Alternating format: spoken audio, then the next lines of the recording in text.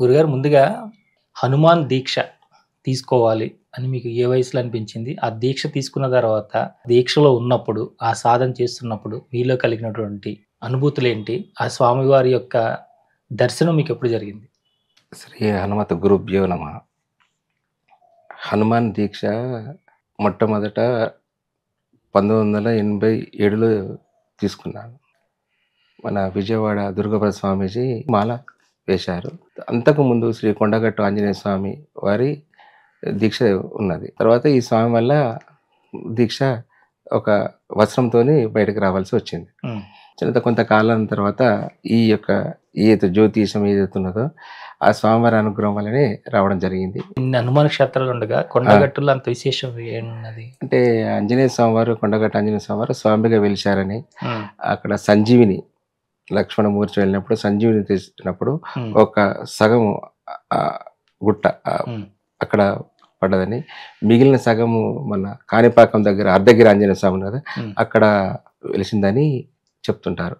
అందుకోసం అక్కడ పవర్ అని స్థల పురాణం. అంటే మీకక్కడ అలాంటి అనుభూతులు కలిగినాయండి? చాలా హ్మ్. చాలా. హ్మ్. హ్మ్. అంటే ఈ మార్గంలో హ్మ్. హనుమాన్ దీక్షలు గాని ఇవన్నీ చేసిన బ్రహ్మచర్యంలో ఉండాలా, బ్రహ్మచారులై ఉండాలా అంటుంటారు కదా! అవును. మరి మీరు గృహస్థి కదా!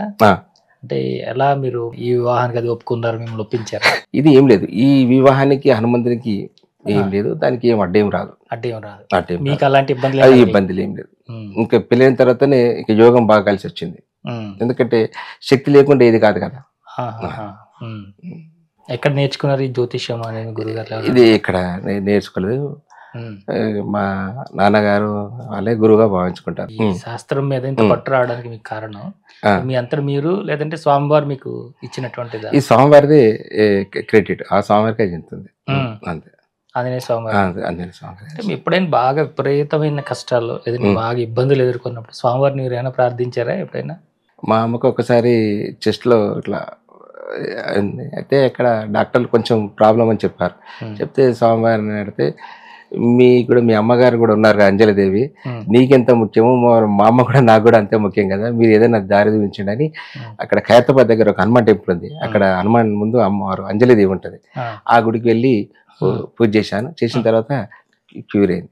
అంటే ఇలాగా మీ దగ్గరికి వచ్చిన వాళ్ళ గురించి కూడా ఎప్పుడైనా చెప్తారండి?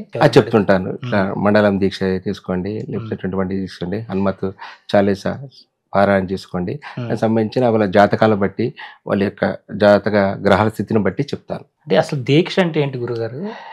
అంటే దీక్ష అంటే ఇవ్వబడినది అని అర్థం. అంటే ఇవ్వబడినది, దీక్ష అంటే తీసుకోబడినది. ఈ దీక్ష అంటే ఈశ్వర ప్రసాదం. దీక్ష అది భవన దీక్ష కావచ్చు, అయ్యప్ప దీక్ష కావచ్చు, హనుమాన్ ఏదైనా ఏదైతే యూనిఫామ్ లో మనం ఉంటున్నామో ఈశ్వర ప్రసాదం, ఈశ్వర అనుగ్రహం ఉంటే తప్ప ఈ దీక్ష చేసుకోలేడు.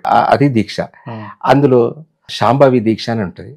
మామూలుగా శాంభవి దీక్ష అంటే ఓన్లీ వచ్చిన శిష్యునికి తన నేత్రముల ద్వారా చూసి లోన ఇబ్బందులు ఏదన్నా తొలగించగల శక్తి.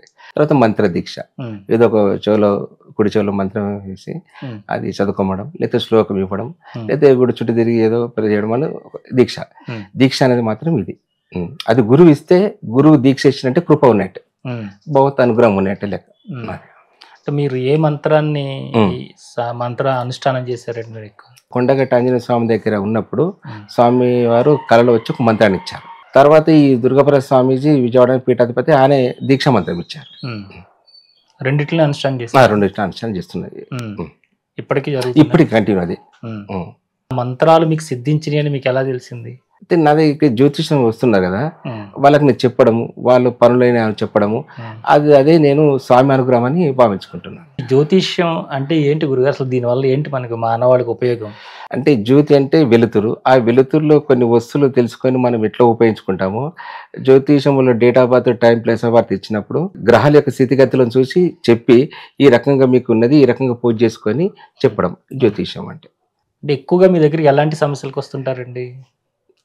వివాహం అని, ఆరోగ్యం అని, విదేశీయానం అని, కోర్టు వ్యవహారాలని, భూ సంబంధించిన అని, తర్వాత ఇంకా మామూలు ఫ్యామిలీ సమస్యలు ఉన్న వాళ్ళు ఇట్లా వస్తుంటారు. భార్య భర్తల మధ్యలో గొడవలు ఉన్న వాళ్ళు వస్తుంటారు. వారికి దైవానికి సంబంధించిన పూజలు చెప్పి వాళ్ళకి ఈ శ్లోకాలు చెప్పడం, వాళ్ళు మళ్ళీ రాముడు సీతను ఎలా కలిసి ఉన్నారో ఈ హనుమంతుడిలాగా నేను కూడా అందరికీ వాళ్ళు కలిసి ఉండాలని నేను దానికి సంబంధించిన కొన్ని ఉన్నాయి మంత్రాలు పూజకు సంబంధించినవి, అవి చెప్పడం, వాళ్ళు ఆ రకం చేసుకోవడం, వాళ్ళు మంచి ఫలితాలు చూశారు. మెయిన్ ఏంటంటే వివాహ వ్యవస్థలో ఇప్పుడు పెళ్లి చేసుకున్న సంవత్సరం లోపే ఎక్కువ విడిపోతున్నారు. మరి అలాంటి వాళ్ళని కలిపి ఉంచడానికి ఎలాంటి పరిహారాలు చేసుకుంటే బాగుంటుంది వాళ్ళండి? ఒక 13 మంగళవారాలు లేక అమ్మవారి గుడికి వెళ్ళడం, లేకపోతే నాగదేవత వెళ్ళడం, లేదా హనుమాన్ చాలీసా చదవడం, కొన్ని అనుష్ఠానాలు ఉంటాయి, అవి చేసుకుంటే కొంచెం వాళ్ళిద్దరి మధ్యలో అన్యోన్యత ఏర్పడుతుంది.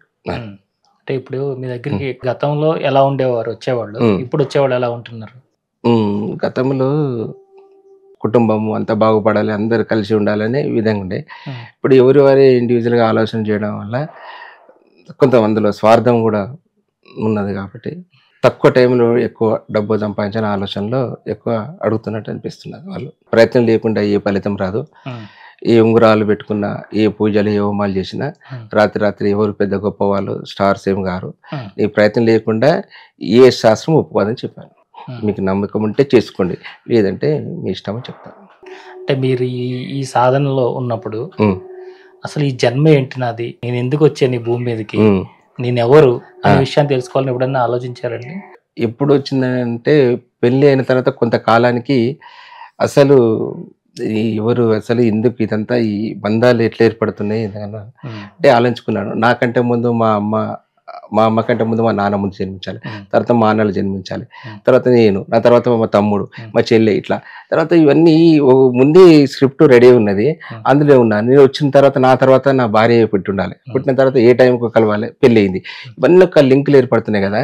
అందులో ఇవన్నీ ఒక ఓకే నేను ఒంటరిగా నుండి ఉంటారు కదా, అయితే నేను ఎవరనేది చూసినా ఒక వచ్చిన తర్వాత రమణ మహర్షి బుక్కులు చదివాను, తర్వాత కొంచెం బోధపడ్డది. అంటే ఒక మనిషికి స్వార్థం ఉండొచ్చా ఉండకూడదా?